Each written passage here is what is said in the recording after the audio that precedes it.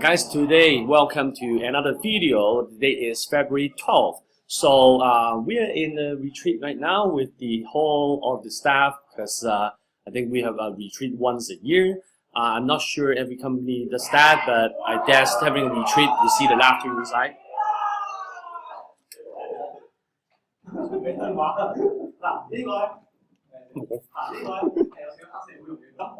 Yeah, that's what we're playing right now. So not to forget to update you guys about the markets that's going on right now.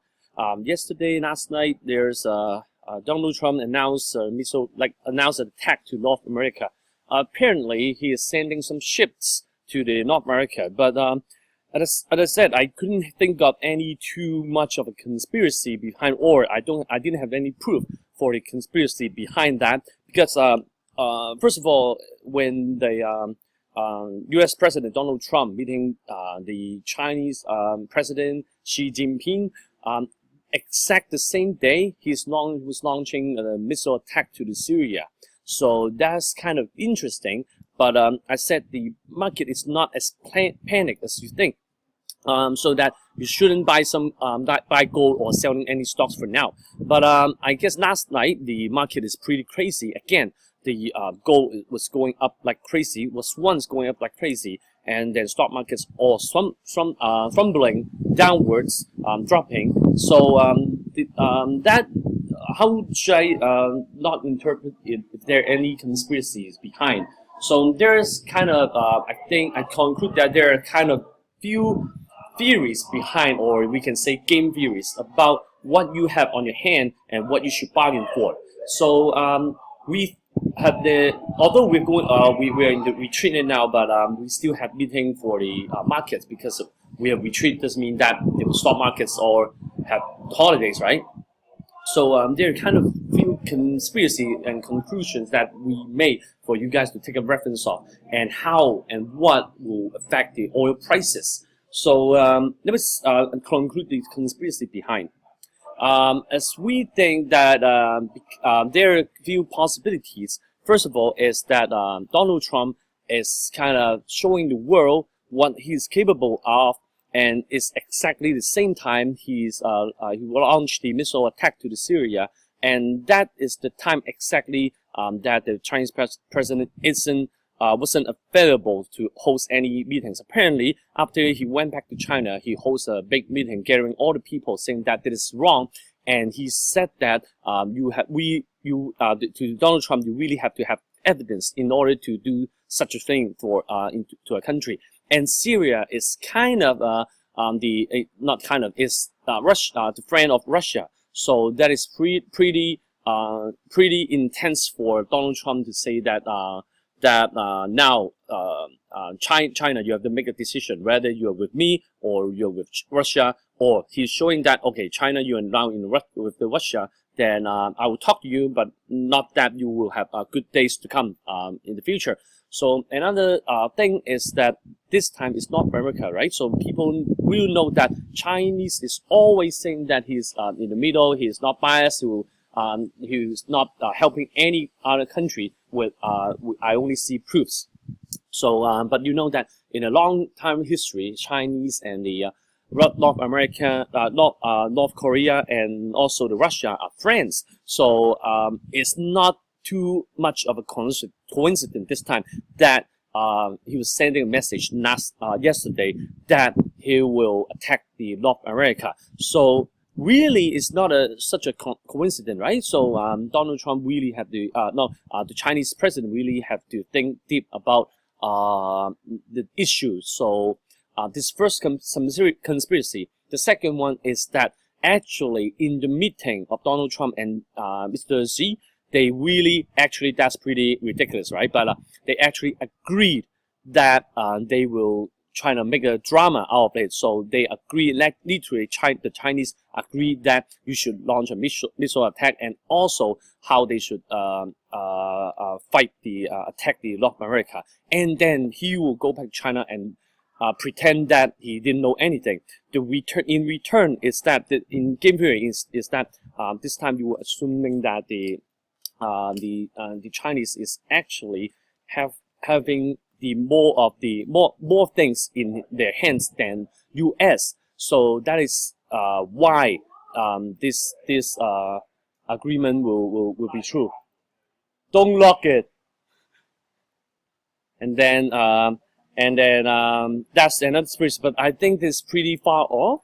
But anyhow, it's affecting the oil price. So you guys can leave me some comments of what conspiracy you are thinking behind all the logics, because it can't be that coincident. Donald Trump has to be doing something for against China or for China. Whatever reason, that is exactly the same day and exactly targets. They are all the same.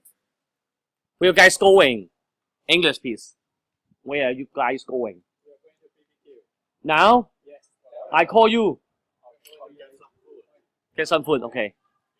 Okay. All right. So apparently I'm recording for you guys now. So about the oil prices, there are many ways to invest in oil to protect yourself or protect your portfolio. You can do futures contracts. You can do ETFs, and you can do oil stocks. But what would affect oil prices? I can make you another video explaining what reasons would really influence the oil price. So right now I would just share the long-term and short-term effect. The long-term is always supply and demand. That's it. So the OPEC news from OPEC and economy is the demand. Stuff like that is really what we're looking for. In short term, we will look for any wars and any conflicts between the countries, and also of course short term in supply and demand. But this time it's really about the war. So you see the gold isn't going up a lot because we are not too panicked. But we know that the war is going on. But we won't panic, but I know that whenever there are conflict, people will tend to buy oils because oil is the reserve for wars. So what you can do with the oil, there are many investment approaches because you can choose the futures contracts, so you directly invest in the oil. The short term, the cons I would say is they have leverage. So you can leverage is the cons or pros. I'm not sure what your strategy is. But you can do ETFs such as USO or UCO. They are US stocks from listed in US. And you can also benefit from the leverage because it's 1 time, 2 times, or 3 times leverage. You can also you can short the oil. You can long the oil.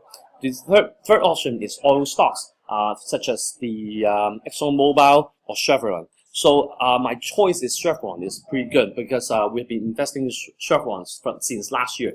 The reason is because there is literally a fair value for the oil.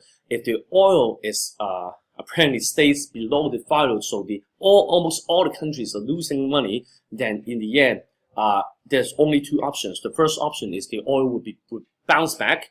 The second option is the companies and even countries will go bankrupt, and then it will reduce the supply, and then the price will eventually go back up. So around $40 to $50 would be the fair price. I can show you another video if you want.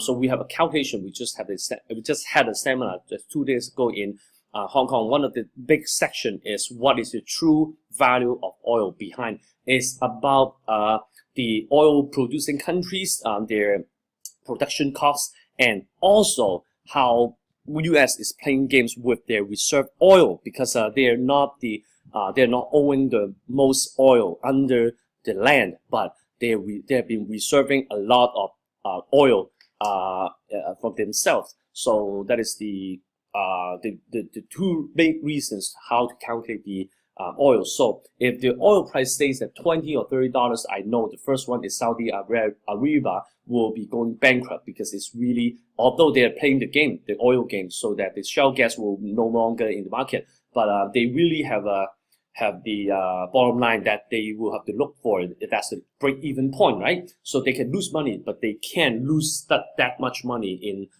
for a longer period. So apparently, U.S. has also their production costs. So $40, $50 is around the same. So if you want to know about three more options about you can leave me the comments below about the true reasons that will influence oil price, or the investment tools when we want to invest in oil, or another topic about the fair value of oil prices. So that is what we do every single day for the truth, for the facts, for something outside that is not that you can't Google it. So we will use all our energy and time to do that's called investment research, right? Then we'll just simply you can open up the YouTube channel and Facebook channel, and you will understand